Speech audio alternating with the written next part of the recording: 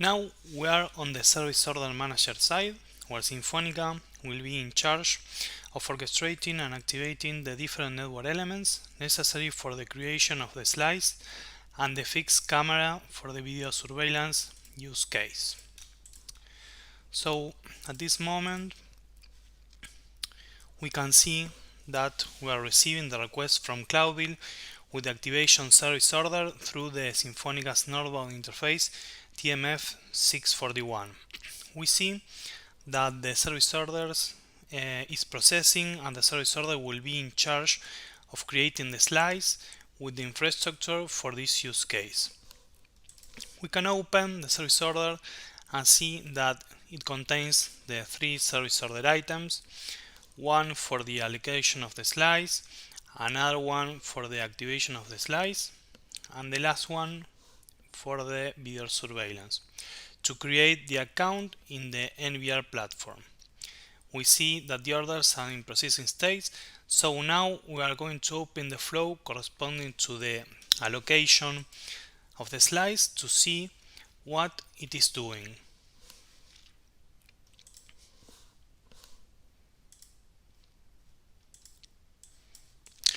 So we can see the execution of the flow in green, and in yellow that is being executed, and we see that it just has finished its execution, the flow.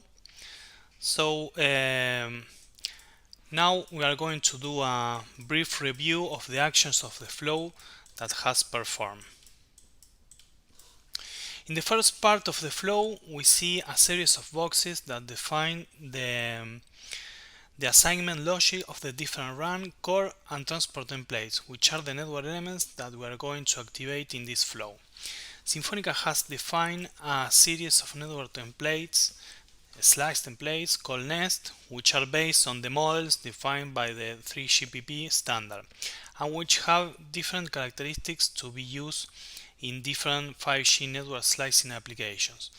Then, based on certain parameters sent by Cloudville VSS, for example user equipment max device or downlink and uplink throughput max slice, among others, Symphonica will select the most suitable template for the run, core, and the transport. So after choosing the subnet slice template, we will execute the different commands to the run, core, and the transport in this network slice subnet management function. So the first group of activation commands is for the run. We see this first resource order that is in charge of allocating resources in the run.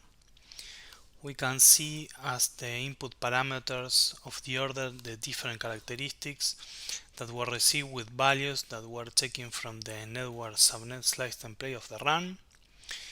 We can see also the execution log of the commands in the run controller, where we can see a post type command with different characteristics to allocate the resource. And as the output parameters, we can see the show ID and the network slice subnet instance ID that were received.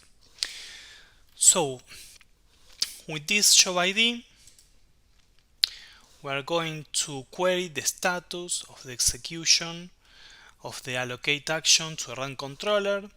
We see the flow waiting here for the run controller to respond and the different executions. Here we query the controller and see that it was in the initial state. Then we still query the controller to see that is in the progress state, and finally when the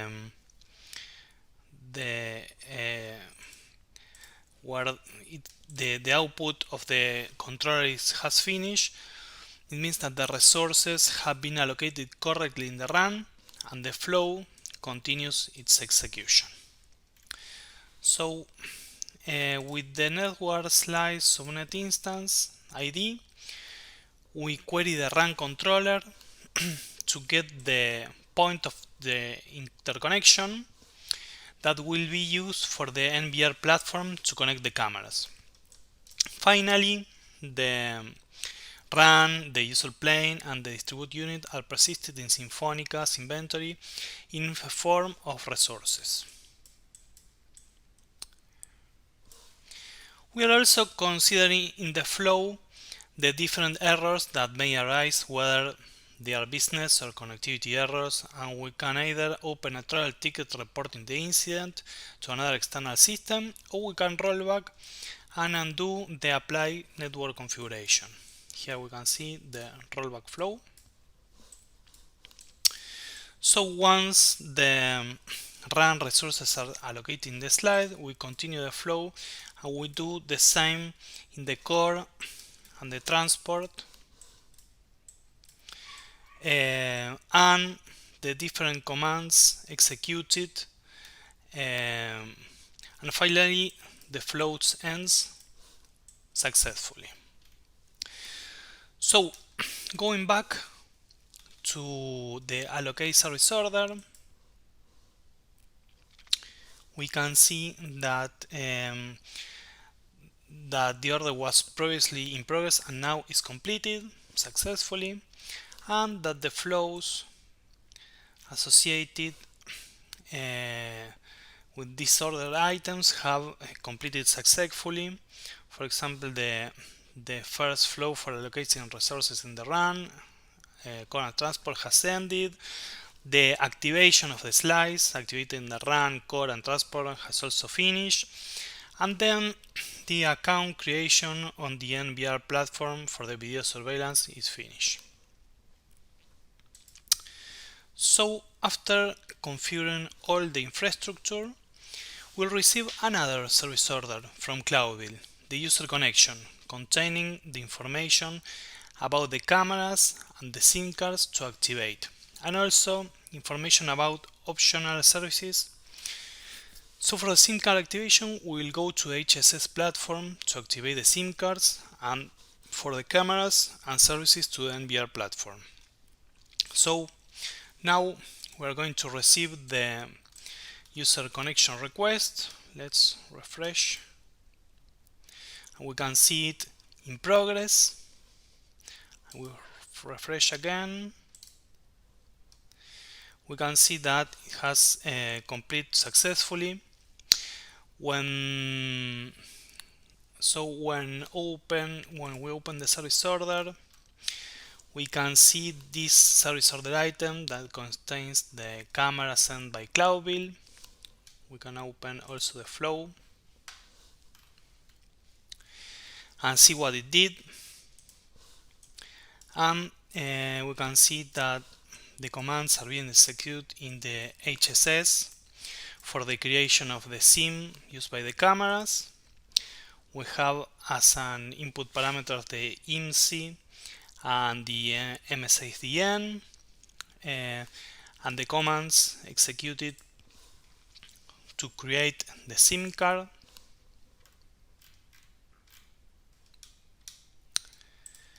So once the SIM is created, we see that the last step in this flow is the creation of the cameras in the NVR platform.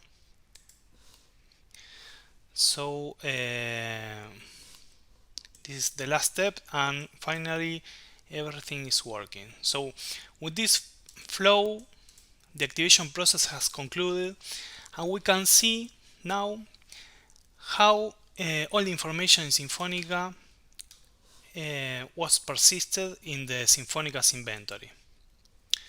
So we are going to go to the customer and see all the services provisioning, and we can see in the inventory the enhanced mobile broadband slice with all the associated attributes, the 3 GPP attributes with the values taken from the selected template. We can see also the different templates of the run, core and transport that were assigned dynamically based on the parameters received from Cloudville. We can see the video surveillance service here with the associated NVR platform, and the user connection that represent each of the activated cameras with the associated SIM information. So, okay, now let's go back to the BSS side to see how Cloudbill finished the whole process. Now that we've seen how it works in IntroWave, once everything's done there, you see that our statuses have been updated. We got the responses back from Symphonica, and in this PLC we updated the charging and the billing. And you can see that as I'm talking, the new solution acceptance task got generated. These guys are all complete. The customer order saw that all the fulfillment was done, and it's now decided to generate a service acceptance task. And again, this is dependent on the services. It's straightforward. Maybe you don't ask the customer if the service is up and running, but in this case, we will confirm with the customer. And as soon as this solution's been accepted, now we can start the actual billing. So we close that task. It's going to complete this service. If we take a look at the subscriptions here, they're all active, and we're now billing for, in this case, the camera with all of the rental, installation, and services. But the customer, if we take a look over up at the top level, we can look at his subscriptions, which are, hold on a second.